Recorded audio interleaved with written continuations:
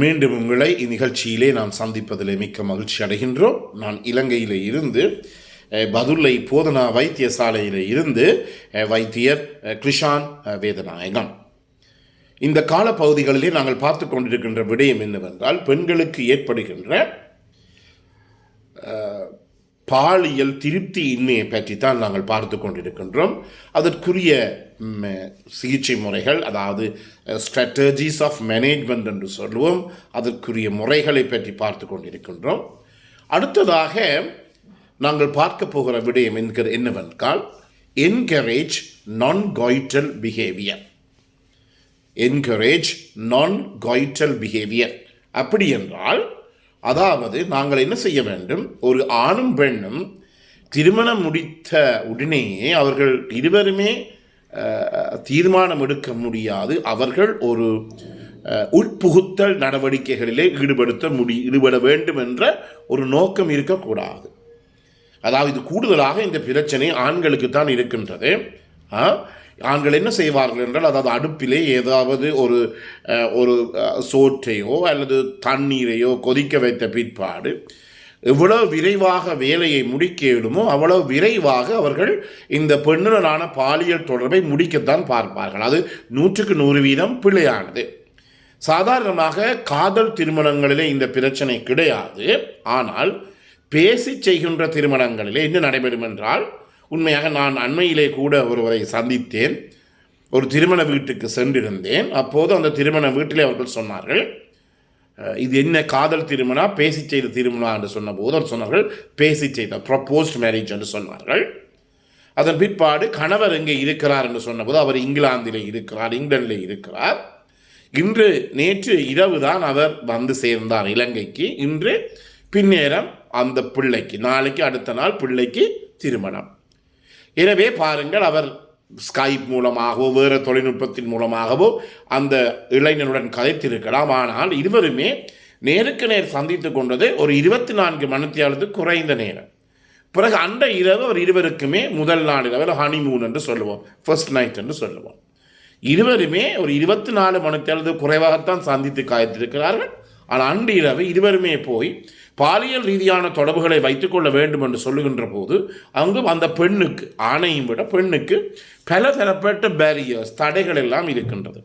எனவே இதன் காரணமாக நேரடியாகவே அந்த இருவருமே அன்று இரவு இந்த பெனிட்ரேட்டிவ் செக்ஸ் என்று சொல்லப்படுகிற உட்புகுத்தல், அதாவது 2 பேருமே சேர்ந்து இருக்கின்ற அந்த பாலியல் முறைக்கு போவார்களாக இருந்தால் அது ஒரு பாரதூரமான பிரச்சனை ஆணையும் விட பெண்ணுக்கு ஏற்படுகிறது. எனவேதான் நாங்கள் இப்படிப்பட்ட நோயாளிகள் எங்களை வந்து சந்திக்கின்ற போது, பிரச்சனைப்பட்டவர்கள் சந்திக்கின்ற போது நாங்கள் என்ன சொல்லுவோம் என்றால், என்கரேஜ் நான் காய்டல் பிஹேவியர். அதாவது அவர்களை நாங்கள் தூண்டுவோம். என்னத்துக்கென்றால், இருவருமே 2 பேருமே சேர்ந்து இன்டர்கோர்ஸ், செக்ஷுவல் இன்டர்கோர்ஸ், அதாவது இருவருமே சேர்ந்து உட்புகுத்தல் பாலியல் நடவடிக்கைகளை செய்யாமல் இருவருமே கட்டிலே இருந்து பலதரப்பட்ட இந்த ஃபோர்ப்ளே எனப்படுற முன் விளையாட்டுக்களை செய்து அதன் மூலமாக இருவருமே தங்களை தாங்களே பழக்கப்படுத்தி கொள்ளுகின்ற ஒரு நிலைமைக்கு வர வேண்டும். அப்போதுதான் அந்த இடத்திலே ஆரோக்கியமான ஒரு பாலியல் தொடர்பு ஏற்படக்கூடியதாக இருக்கிறது. இல்லாவிட்டால் அந்த சொல்வது போல கம்பன் மாடு கம்பியிலே பாய்ந்தது போல அவ்வாறு நாங்கள் நேரடியாகவே அந்த பாலியல் உறவுக்கு செல்லுகின்ற போது, செக்ஷுவல் இன்டர்கோர்ஸுக்கு நாங்கள் செல்லுகின்ற போது அங்கு அந்த பெண்ணுக்கு பெரிய ஒரு தடை ஏற்படக்கூடியதாக இருக்கின்றது. அதே நேரத்தில் ஆணை பற்றிய ஒரு பயம், ஏனெனில் அவர் 24 மணித்தேல் முதல் தான் அந்த பெண்ணை சந்தித்திருக்கிறார் என்றபடியினால் உடனடியாகவே இந்த செக்ஷுவல் இன்டர்கோர்ஸுக்கு நாங்கள் செல்லுகின்ற போது அங்கு பெரிய ஒரு பேரியர், ஒரு தடை ஏற்படக்கூடியதாக இருக்கிறது. என்றபடியால் தான் நாங்கள் என்ன சொல்லுவோம், என்கரேஜ் நான் காய்டல் பிஹேவியர். இதிலே பலதரப்பட்ட விடயங்கள் இருக்கிறது. முன் விளையாட்டுகள் சொல்ல போல மசாஜ் பண்ணலாம், பெண்ணுடைய மார்பகங்களை, அல்லது பலதரப்பட்ட மசாஜிங் டெக்னிக்ஸ் எல்லாம் இருக்குது, அதை செய்யலாம். அல்லது சில உடற்பயிற்சிகள் கூட இப்போது சில ஃபோக்கஸ் ஆன் எக்ஸசைஸ் என்று சொல்லுவோம், உடற்பயிற்சிகள் கூட இருக்கின்றது. அதே நேரத்திலே நான் சொன்னது போல் இந்த செக்ஷுவல் இன்டர்கோர்ஸ் இல்லாமல் ரெண்டு பேருமே ஒருவருக்கொருவர் உணர்ச்சிகளை தூண்டுகின்ற விடயங்களை செய்யலாம். அதே நேரத்தில் இந்த உணர்ச்சிகளை தூண்டுகின்ற விடயம் என்று சொல்லுகின்ற போது அதிலே கட்டாயமாக உச்சக்கட்டம் ஏற்பட வேண்டிய ஆர்காசம் ஏற்பட வேண்டிய தேவை கிடையாது. இதுதான் மிகவும் முக்கியம். ஆனால் இது வெளிநாடுகளில் எல்லாம் நல்ல அபிவிருத்தியான நிலை இருக்கின்ற போது இதை பற்றி எல்லாம் நேரடியாக கலந்து பேசுவார்கள். ஆனால் எங்களுடைய நாட்டிலே மூன்றாம் உலக நாடுகளை இதை பற்றிய விடயங்களை கதைப்பதே கிடையாது என்றபடினால் இவை கூட பலதரப்பட்ட விடயங்களை ஏற்படுத்துறது. அண்மையிலே கூட நீங்கள் கேட்டிருக்கலாம், ஒரு இந்தியாவிலிருந்து மிகவும் பிரபலியமான ஒரு செலிபிரிட்டி அவர்கள் தன்னுடைய 29 வருட மன வாழ்க்கையை முறித்து கொண்டு இன்னும் ஒரு பெண்ணை திருமணம் செய்ய போவதாக கூட, 20 வயசு குறைந்த ஒரு பெண்ணை திருமணம் செய்வதாலும் கூட பலதரப்பட்ட இந்த மீடியாக்களிலே நாங்கள் இந்த ஊடகங்களிலே நாங்கள் பார்க்கக்கூடியதாக இருக்கின்றது. எல்லாத்துக்குமே போய் முடிவது என்னவென்றால் இந்த செக்ஸ் பிரச்சனையில் தான், அதாவது செக்ஷுவல் ப்ராப்ளத்தில் தான் போய் கடைசியிலே முடிகிறது. அதன் காரணமாகத்தான் 2 பேருக்குமே பிரிவு ஏற்படுகிறது.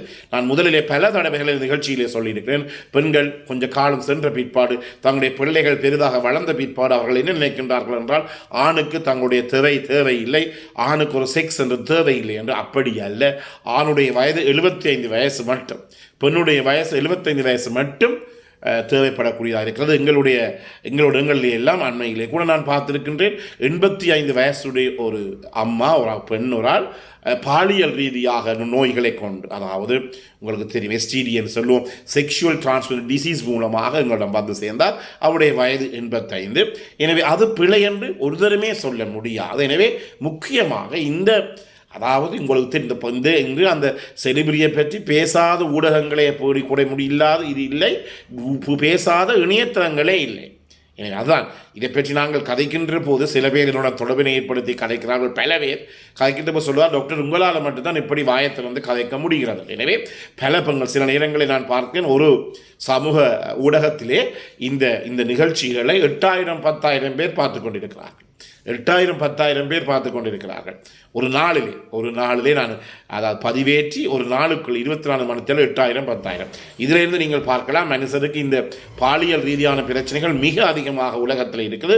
அதுக்கு ஒரு விடை தேடுகின்ற போது அந்த விடை தேடுகின்ற விடையை நீங்கள் பிழையான விடயங்களில் தான் போய் பார்க்கிறோம். அது ஒரு ஊடகத்திலேயோ ஒரு இணையதளத்திலேயோ ஒரு சமூக இணையதளத்திலே போய் பார்க்கின்ற போது அதற்குரிய சரியான விடை அங்கு ஆணுக்கோ பெண்ணுக்கோ கிடைப்பதில்லை. எனவே பிழையான விடை தான் அங்கு கிடைக்கின்றது. அதன் மூலமாக பாரதூரப்பட்ட பிரச்சனை ஏற்படுது. எனவே இந்த பெண்ணுக்கு இந்த பாலியல் ரீதியில் உண்மையாக ஆசை ஏற்பட வேண்டும் என்றால் நான் முதலே சொன்ன போது என்கரேஜ் நான் காய்ச்சல் பிஹேவ் இருவருமே என்ன செய்ய வேண்டும், அதாவது முக்கியமாக ஆணுடைய கடமை இருக்கின்றது. நேரடியாக சென்று செக்ஷுவல் இன்டர்கோர்ஸ் உட்புகுத்தலுக்கு போகாமல் என்ன செய்ய வேண்டும், பெண்ணை தூண்டுகின்ற பல விடயங்கள், அது ஸ்டிமுலேஷனாக தூண்டலாக இருக்கலாம், மசாஜிங்காக இருக்கலாம், அல்லது வேறு விடயங்களாக இருக்கலாம். நீ கட்டாயமாக உச்சக்கட்டம் அடைய வேண்டிய தேவை இல்லை. இதற்கு ஈடுபடுகின்ற போது அந்த பெண் அந்த உடலுறவுக்கு தயாராகிறார். இதன் மூலமாக அந்த பெண்ணுக்கு இருக்கிற பலதரப்பட்ட அந்த நெகட்டிவ் ஃபீட்பேக்னு சொல்லுவோம், அதாவது எதிர்மறையான நிகழ்ச்சிகள் எல்லாம் அந்த பெண்ணுக்கு குறைந்து அந்த பெண் உண்மையான இல்லற வாழ்க்கையை மேற்கொள்ளக்கூடியதாக இருக்கும். எனவே இந்த நிகழ்ச்சி உங்களுக்கு பிடித்திருந்தால் பார்க்காதக்கு அறிமுகப்படுத்துங்கள். இதை லைக் பண்ணலாம், ஷேர் பண்ணலாம். அதே நேரத்தில் மணி சின்னத்தை பெல் சைன் அமைத்து சப்ஸ்கிரைப் பண்ணலாம். மேலும் இதற்கு தேவையாயிருந்தால் 00947735626245 மூலம் தொடர்பு கொள்ள முடியும். பிறந்திருக்கின்ற நாள் உங்களுக்கு இனிமை பொழுதாக அமைய அனைவருக்கும் பொதுவான இறைவனை வேண்டி விடைபெறுகிறேன். நன்றி, வணக்கம்.